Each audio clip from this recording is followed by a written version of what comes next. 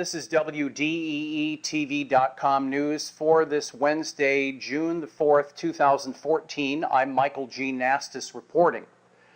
Our top story: although voters did approve the Michigan Medical Marijuana Act nearly 6 years ago, and in many areas residents are able to seek treatments in compliance with that law, some legal concerns still remain. One area of concern is for medical marijuana dispensaries, which authorities have said are not addressed in the law. Something that could implement change is House Bill 4271, which would update the law's language to include dispensaries. It has passed the Michigan House of Representatives and has now gone to the Senate. There has been one hearing on the bill, with another hearing and possible vote still pending. Medical Marijuana Act does not protect users, caregivers, or owners of properties on which medical marijuana use is occurring from federal prosecution or from having property seized by federal authorities under the Federal Controlled Substances Act, according to the city of Ypsilanti. While legal in Michigan for medicinal purposes, marijuana use is prohibited by federal law, although many states have local laws that go beyond what the federal law allows. 21 states total, in addition to Washington, D.C., have laws legalizing marijuana to some degree. 2 states, Colorado and Washington, have even legalized marijuana for recreational use. The Michigan Medical Marijuana Act was approved by 63% in the November 4th, 2008 general election, with just over 3 million votes in favor, according to the Michigan Secretary of State. More than 80% of Ypsilanti residents supported the Medical Marijuana Act in 2008. Coming up, Shakespeare in the Arb on WDEE TV News.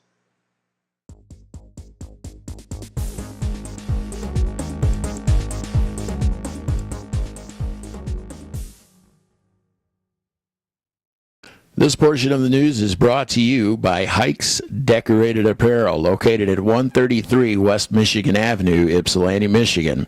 Check us out on the internet at hike.com.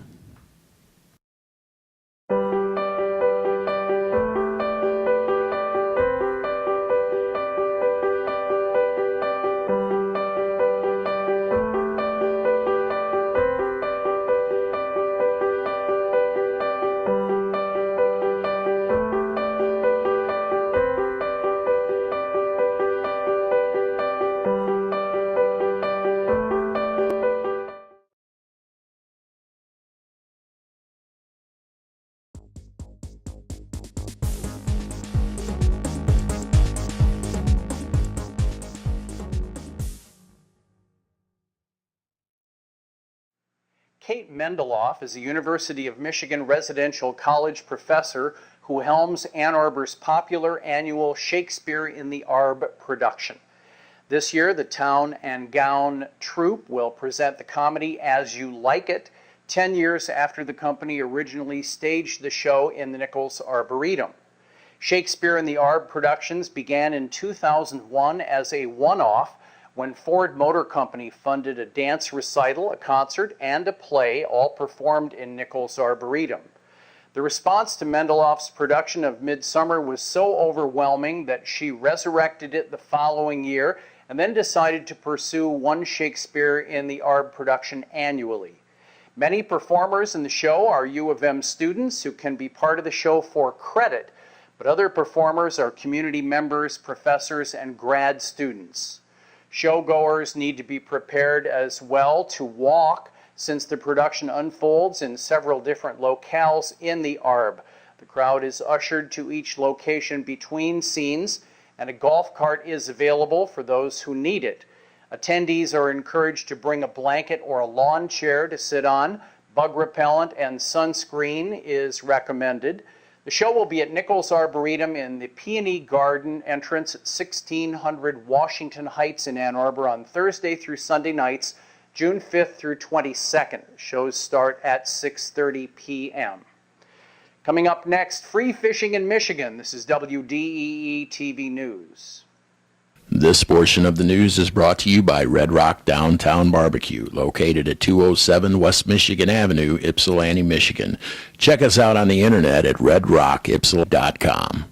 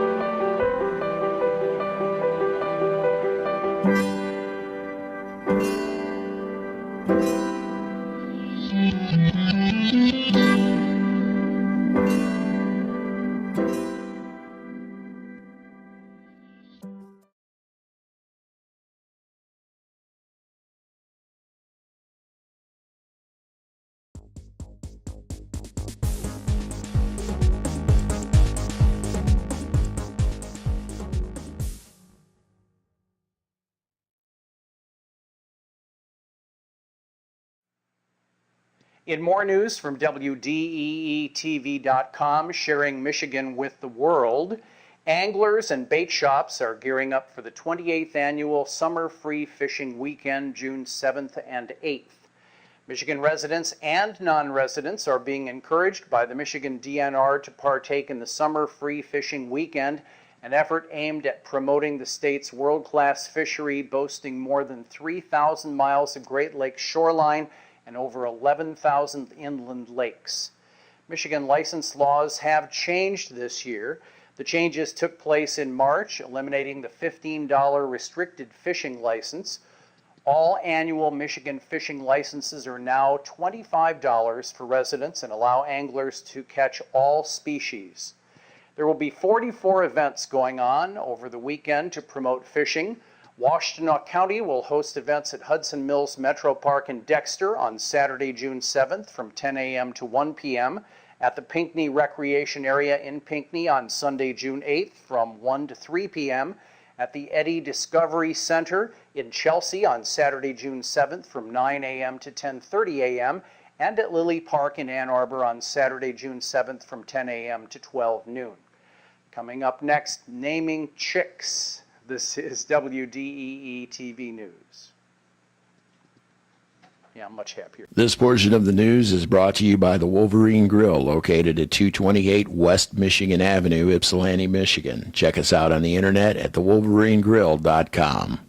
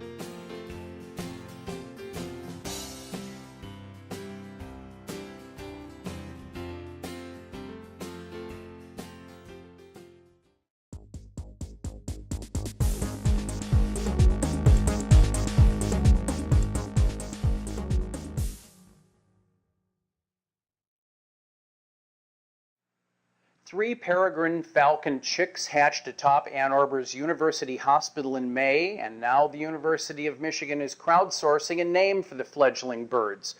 A pair of peregrine falcons have used the University Hospital as a nesting spot for 4 years in a row now. During that time, 14 chicks have hatched atop the hospital. Once born, they're banded so the chicks can be tracked by the Michigan Department of Natural Resources. The 3 chicks, including 1 male and 2 females, were banded last week. In urban areas, falcons tend to nest on tall buildings or bridges because of their similarity to high cliffs and ledges. When officials realized a few years ago that these falcons were attempting to nest on the U of M's 192-foot tall Britton Memorial Tower, their nesting place of choice, the Michigan DNR did reroute the birds and help set up a nesting box atop the University Hospital. Peregrine falcons often use the same nest site for many years, so it's possible that the U of M campus could in fact continue to be the birth spot for more chicks in future years. The peregrine falcon has been removed from the federal endangered species list, but remains an endangered species in Michigan. The male bird is about the size of a crow. Females are slightly larger. So far, more than 350 people have chimed in on U of M's Facebook page, offering name suggestions for the 3 falcons, including Mary, Sue, and Coleman, Leader, Best, and Victor, and Hale, Victor, and Valiant. The mother falcon has been named Thunderbolt. Our next story: a Detroit jazz icon passes away. This is WDEE TV News.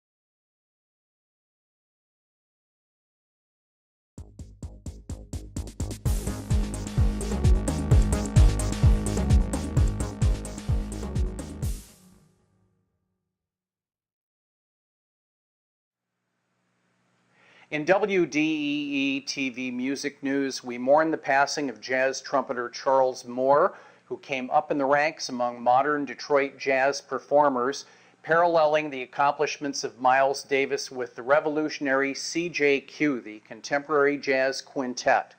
Moore passed away earlier this week in Los Angeles, where he has lived since the 1980s. He was 73.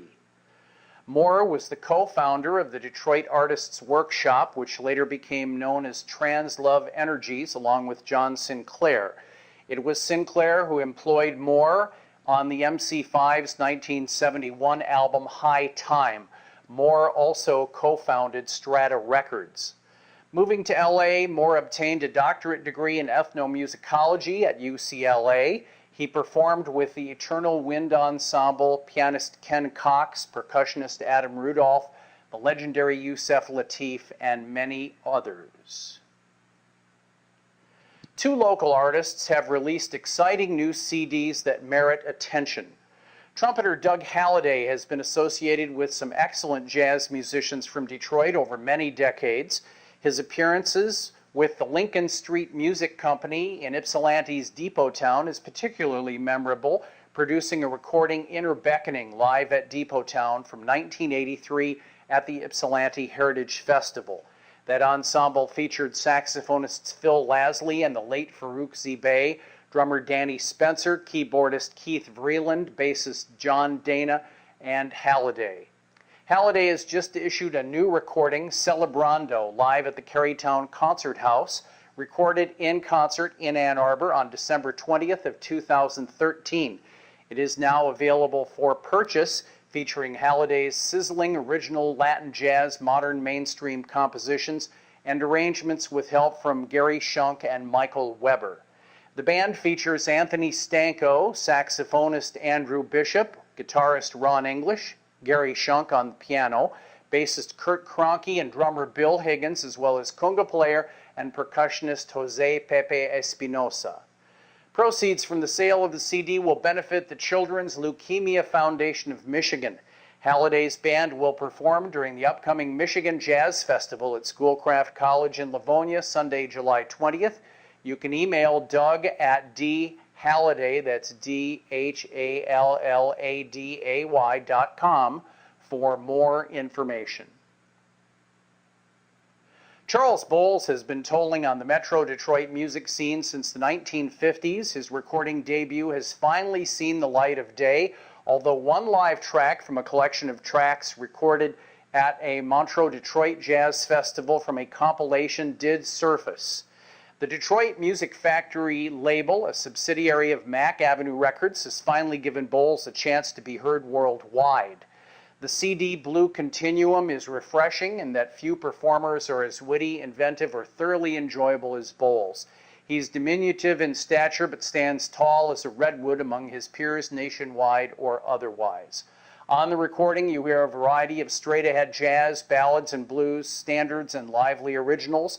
Artistry is the calling card for Bowles and his group, which includes guitarist Ron English, bassist John Dana, and drummer Renel Gonsalves, all well known as figureheads in Detroit jazz.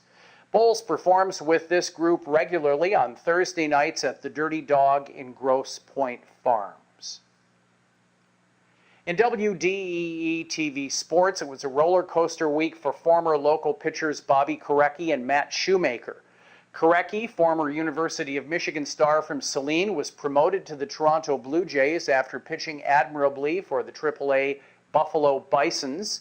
In his first appearance with the Blue Jays, he pitched 1 1/3 innings, giving up no runs, hits, walks, strikeouts, or home runs.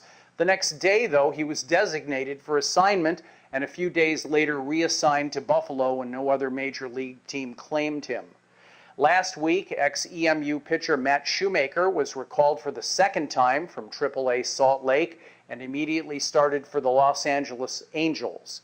His performance resulted in a no decision against Kansas City, but he got his third win of 2014 against Seattle. Though not permanently in the starting rotation, his numbers are good enough.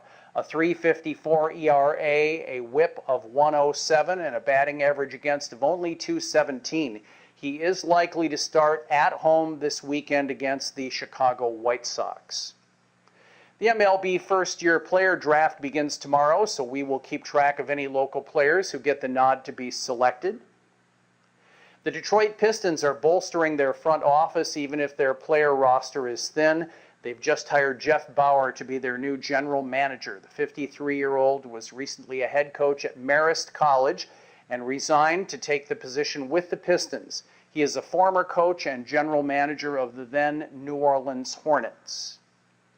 And a program reminder, on the show American Greed on CNBC, there is a profile on Kwame Kilpatrick. It airs this evening at 10 p.m. and 1 a.m. and replays tomorrow evening at 11 p.m.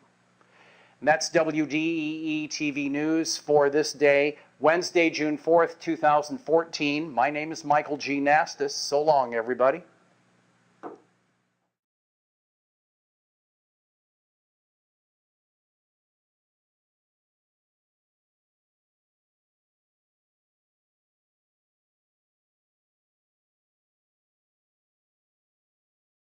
This portion of the news is brought to you by the Wolverine Grill, located at 228 West Michigan Avenue, Ypsilanti, Michigan. Check us out on the internet at thewolverinegrill.com.